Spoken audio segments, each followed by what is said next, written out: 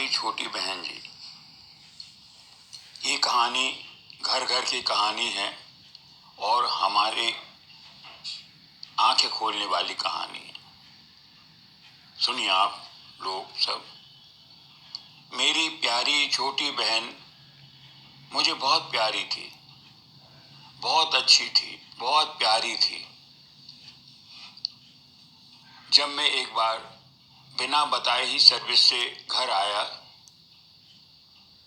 तो मैंने कुछ शब्द सुने जो हमारी बहन जी अपनी माँ से कह रही थी। मैं वहीं टक के रह गया। मैंने सुना कि मेरी माँ से छोटी बहन जी मेरी कह रही थी कि मम्मी, अभी शादी भाई की कराने की ज़रूरत नहीं है। यदि अभी शादी हो गई तो जो वो आप और हमारा ख्याल रखते हैं वो फिर नहीं रख पाएंगे। क्यों नहीं रख पाएंगे? क्योंकि वो शादी के बाद अपनी मिसेज पर ज़्यादा ध्यान देंगे और ये समझ लीजिए आप कि जो वो हमारे लिए करते हैं खर्च पैसा, वो नहीं कर पाएंगे या कम हो जाएगा, क्योंकि वो पैसा का हिस्सेदार हमारी भाभी हो जाएगी। इसलिए मैं आपसे कहती हूँ बार बार कि भाई की शादी अभी मत करो। यदि आप अपना हित और हमारा हित दोनों का चाहते हैं तो अभी शादी मत करो, टाल दो शादी। ये सुनते ही वो भाई ठिठक के रह गया। उसने पूरी बात सुनी और वैसा के ही वैसा वो वापस लौट गया।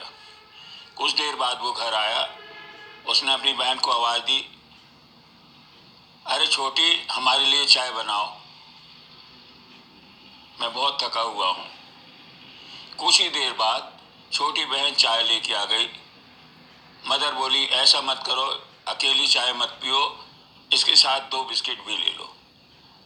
वो बिस्किट माँ ने मुझे दिए और मैंने वो बिस्किट खाए और चाय पी।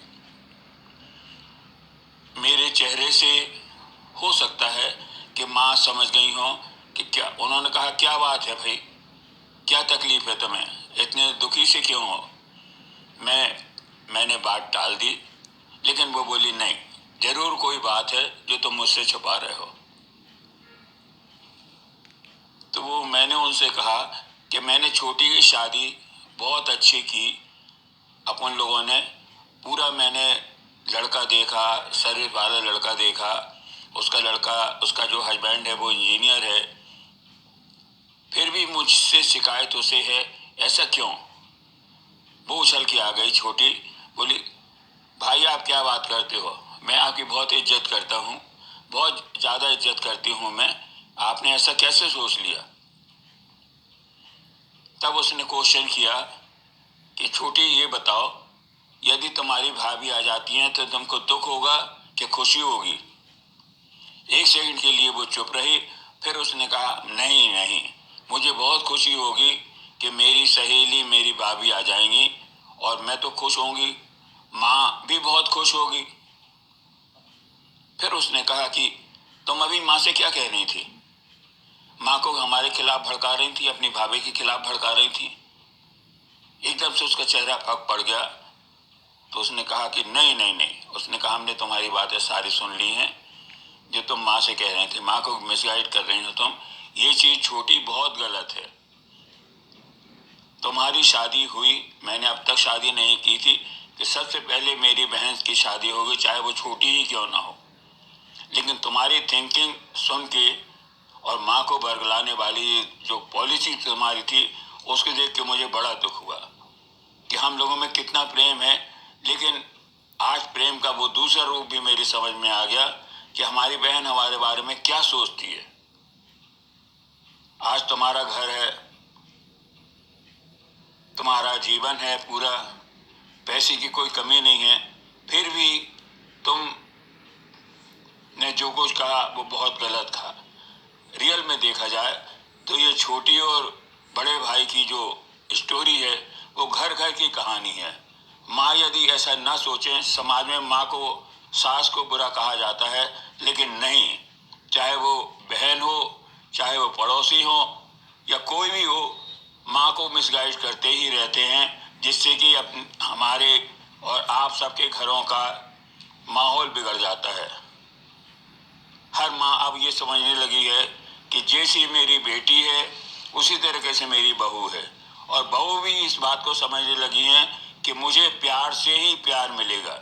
यदि मैं अपनी माँ की इज्जत करूँगी, अपनी सास की इज्जत करूँगी, तो निश्चित रूप से वो हमसे प्यार करेंगी, और ये होता भी है।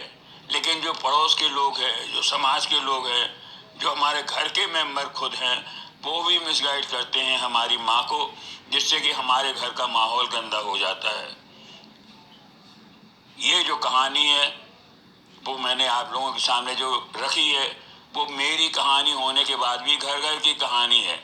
इसलिए माँ को अब अपना सास वाला रूप छोड़ देना चाहिए। वैसे छोड़ चुकी है माँ अपना सास वाला रूप।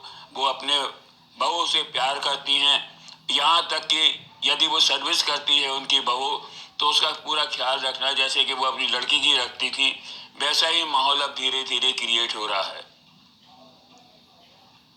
तो हर माँ को, हर भाई को, हर फादर को सतर्क रहना चाहिए अपने पड़ोसियों से, समाज के लोगों से, और अपने घर के मेंबरों से भी, जो कि इस प्रकार की थिंकिंग रखते हैं, सोच रखते हैं।